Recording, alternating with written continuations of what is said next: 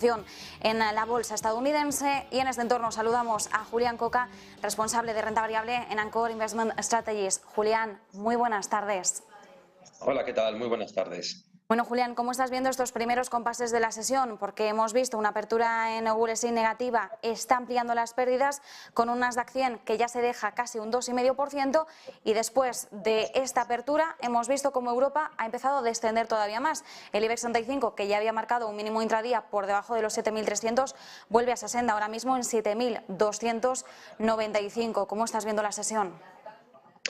Pues sigue siendo una sesión muy volátil, como llevamos ya semanas y más después de, bueno, el, el comunicado por parte del nuevo gobierno de Reino Unido con esas rebajas, los impuestos y ayudas a las familias que, bueno, pues ha provocado que todas las tires a nivel mundial continuaran con la senda alcista. Seguimos viendo cómo, bueno, pues el mercado tiene que digerir toda esta nueva información, que al final es ruido, pone en riesgo la sostenibilidad de la deuda en Reino Unido, qué es lo que va a hacer el Banco Central, porque la inflación allí va a seguir estando alta, y con las medidas fiscales que toma el gobierno probablemente pues, va a tener que actuar de forma más agresiva. Y además, bueno, pues los datos que vamos conociendo en Estados Unidos pues son de cierta fortaleza de la economía americana todavía. Hoy tenemos las peticiones semanales que han sido por debajo de 200.000. Eso unido a los comentarios que estamos teniendo por parte de miembros de la FED y aquí en Europa del BCE sobre la subida de tipos, que estamos lejos todavía de acabar con ella, pues está haciendo que una vez más, a pesar del día de ayer, donde veíamos las tires caer 20 básicos, pues hoy estamos recuperando esas caídas en algunos sitios, como puede ser aquí en Europa y en Estados Unidos en menor medida. Pero desde luego el riesgo sigue siendo los bancos centrales, ese miedo a una recesión a nivel global, y lo estamos viendo en el comportamiento de la renta variable. Hay que tener cautela, hay que ser o hay que seguir mirando de forma muy detenida cuáles son las previsiones, y a este respecto pues comentar que nosotros creemos que la inflación en Estados Unidos, que es quizás uno de los sitios donde mayor preocupación ha habido en estas últimas 3 semanas, probablemente empiece a dar signos de pico. El dato que conocimos a mediados de mes sí que fue una sorpresa negativa. Tenemos el dato de PCE en el día de mañana, que pues, probablemente siga siendo fuerte, pero a partir de entonces todos los datos que hemos visto de precios de producción, de estimaciones de inflación por parte de los consumidores, de las empresas, todos ellos están dando signos de relajación, y por lo tanto todo hace indicar que esos datos, junto con una política más neutral por parte de la FED, va a hacer que la inflación en los próximos meses empiece a desacelerar. Y eso, bueno, pues probablemente traiga cierta calma a la renta variable a nivel global. Julián, una cosa también importante, abordabas precisamente cómo todavía el principal riesgo, temor, miedo está en los bancos centrales. Estamos viendo además toda esa retahíla, cascada de mensajes. A diario recibimos el bombardeo de distintos miembros de los bancos centrales a uno y otro lado del charco, y ayer recuerdo que era Bostic uno de los que hablaba y decía que de cara a las próximas reuniones que él veía una nueva subida en 75 puntos básicos en la próxima reunión de la Reserva Federal, y que luego ya veríamos cómo de cara a la reunión de diciembre se iba suavizando el ritmo, es decir, una nueva subida en línea con las que ya hemos visto y luego ya ir reduciendo progresivamente ese ritmo. Una de las preguntas que también surgen ahora es, vale, tenemos inflación a escala mundial, siempre además solemos comparar porque no es el mismo origen de la inflación, la estadounidense de la europea, pero a medida que la Reserva Federal sube los tipos de interés, vemos también cómo se sigue apreciando el dólar. En Europa, en la eurozona, importamos muchos productos que pagamos en dólares y gran parte de nuestra inflación es, por tanto, importada, entendemos, si hacemos esa lectura. Claro, decías, Estados Unidos, veremos en los próximos meses, como ya vemos ese pico de inflación, ¿qué ocurre a este bando? Bueno, pues cabe decir que si precisamente para nosotros lo que hacemos es importar inflación los niveles del euro actualmente contra el dólar, precisamente en Estados Unidos lo que va a provocar esa fortaleza del dólar es, bueno, pues junto con el tensionamiento de las condiciones financieras, es que la inflación, en efecto, vaya cediendo bastante. ¿Qué es lo que va a suceder aquí en Europa? Bueno, hay varias cosas a tener en cuenta, y es que la gran mayoría de las materias primas, de las cuales nosotros importamos muchas, están ya muy por debajo de los niveles pico que vimos a principios de año con el estallido de la guerra de Ucrania. Y de hecho hay algunas que están en negativo. No la gran mayoría. Y una de las principales, que es el gas, pues indudablemente es el foco de tensión que hay. Pero también es cierto que estamos viendo cómo los gobiernos aquí en Europa están tomando medidas fiscales para precisamente conseguir que la inflación sea menor por la parte de los costes energéticos. Si eso se consigue, probablemente lo que veamos es una caída de las inflaciones generales más rápida de lo que podríamos estar esperando hace un mes y medio o 2 meses. Eh, Indudablemente a la core, a la subyacente, va a tardar en trasladarse, pero sí que se va, sí que se va a ir trasladando. Otros factores, como pueden ser los menores costes de los fletes, el menor tensionamiento en las cadenas de suministros que estamos viendo ya, como las cosas están mejorando, también va a favorecer que, a pesar de un euro débil, pues las inflaciones probablemente aquí en Europa van a tardar más.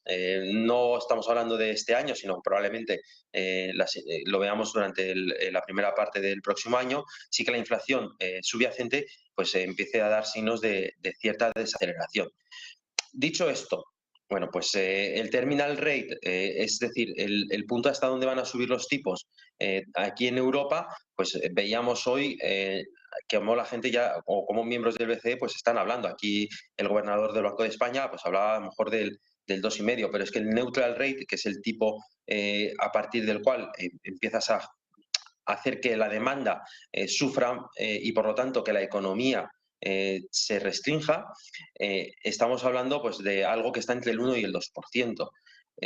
Todavía estamos lejos, y es el objetivo que de todos los miembros del BCE que han ido hablando estos días es, oye, vamos a ir probablemente hasta el neutral rate, lo queremos hacer rápido para precisamente controlar la inflación lo más rápido posible y que esto no se alargue en el tiempo, pero una vez que lleguemos ahí, esperar a ver si las medidas tienen el efecto deseado. Es algo parecido a lo que en Estados Unidos están diciendo también los miembros de la Fed. Sí, era Bostic ayer, en efecto decía que vamos a ver probablemente subidas de 75 y de 50 puntos básicos en las próximas reuniones, pero que el ritmo se va a quedar ahí y que vamos a llegar al neutral rate y que quizás no es necesario llevar la economía a un nivel mucho más restrictivo, o los tipos de interés a un nivel mucho más restrictivo para frenar la inflación, y que hay que esperar. Eh, Quizás la gran sorpresa para el mercado fue precisamente en la última reunión de la Fed que el terminal rate lo llevaron hasta el 4,60 y creo que era 4,65 o 4,68, es decir, que era unos 25 o 50 o casi 30 puntos básicos por encima de lo que se esperaba antes de la reunión. Esa fue la gran sorpresa y el miedo que ha generado en todos los activos de riesgo. Bueno, pues si la inflación allí en Estados Unidos se empieza a desacelerar, a lo mejor vemos a la Fed no pivotando, pero sí diciendo que a lo mejor no es necesario llegar hasta ese nivel. Es algo como lo que vimos a principios de este año 2022. En la última reunión de diciembre del 21, la Fed decía que durante el 22 a lo mejor solo tenía que subir 25 puntos básicos. Luego tuvo que cambiar el mensaje. Bueno, pues también lo puede cambiar en el otro sentido. Y si eso sucede, pues también es probable que se relaje un poco la situación en los tipos en el resto de zonas geográficas. Y eso, bueno, pues eh, deje un poco, o marque un poco el suelo del resto de activos de riesgo.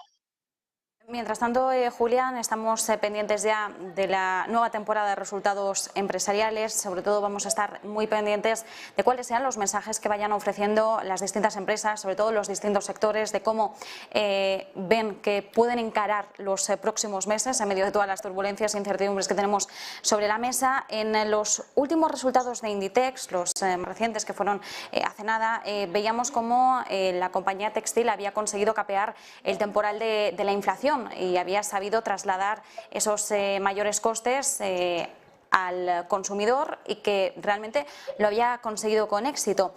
Hoy hemos conocido el mensaje, la advertencia de H&M, de su rival sueca, y en este caso vemos cómo ve que cae el beneficio ante los mayores costes, ante la caída del consumo, porque estamos viendo ya unos consumidores bueno, más cautelosos, que están decidiendo no gastar tanto también en vistas a esa elevada inflación. ¿A qué se debe la diferencia entre el mensaje que recogíamos de Inditex y el mensaje que estamos recogiendo de H&M? Además de H&M, podríamos hablar de Boohoo, Next, ASOS, eh, frente a otras como Inditex. Yo creo que lo que marca la diferencia es precisamente la capacidad de fijación de precios que tienen las compañías. Si tú vendes un producto diferenciado, un producto que es lo que quiere la gente, ha sabido acertar en las temporadas, ha sabido controlar también tus inventarios y, por lo tanto mejorar o controlar un poco más los costes que tienes, pues los márgenes te van a sufrir algo menos. En el caso de Inditex, de hecho en la presentación de resultados decía que estaba viendo en el trimestre actual cómo el negocio seguía estando en una buena situación. ¿Contrasta con H&M? Sí, pero como digo, contrasta precisamente por eso, porque aunque el consumidor restrinja un poco lo que compra, no quiere decir que va a dejar de comprar, porque sigue teniendo empleo. De hecho, en Europa estamos viendo cómo el empleo las tasas de desempleo están en mínimos y eso te da cierta seguridad. Tienes la inseguridad de la inflación, de los costes en la vida familiar, y por lo tanto sí restringes el consumo en ciertas cosas, pero precisamente para poder gastártela en otras cosas. A lo mejor prefieres, no sé, gastarte 50 euros menos en una ropa de peor calidad para gastarte y comprarte solo una o dos prendas en otra de una mejor calidad o que tenga un mejor diseño y que te guste más. Pues bueno, eso al final es la capacidad de fijación y la demanda y más inelástica que puedas tener en tu negocio. Nosotros creemos que Inditex a los niveles actuales es una valoración, bueno, pues muy atractiva para entrar en el largo plazo, con un buen negocio, con una divisa que además le va a beneficiar, es un viento de cola para los resultados no solamente de Inditex, sino también de las empresas europeas y que además vemos cómo están haciendo una mejor gestión de inventarios y por lo tanto una mejor gestión de costes. Y por cierto, Julián, última cuestión. Ya hemos tenido la lectura la nueva lectura y última ya casi definitiva del PIB de Estados Unidos del segundo trimestre. Tendríamos esa confirmación, al menos sobre la mesa, sobre la teoría económica de una recesión técnica. Con la respuesta inicial que nos dabas ya intuyo más o menos, pero ¿realmente podemos hablar de recesión técnica en Estados Unidos? Se puede hablar, sí, pero nosotros creemos que en realidad no hay una recesión como tal. Hay unas series que además pueden estar afectadas por todos los movimientos que provocó el COVID, las restricciones en el movimiento, el frenazo de las fábricas. Todo eso ha tenido un efecto en las series estadísticas, no solamente en el PIB, sino también en las tasas de empleo, en la inflación. Todo eso tiene un efecto que hace que las lecturas, bueno, pues haya que ponerlas en cierto o bajo cierto prisma.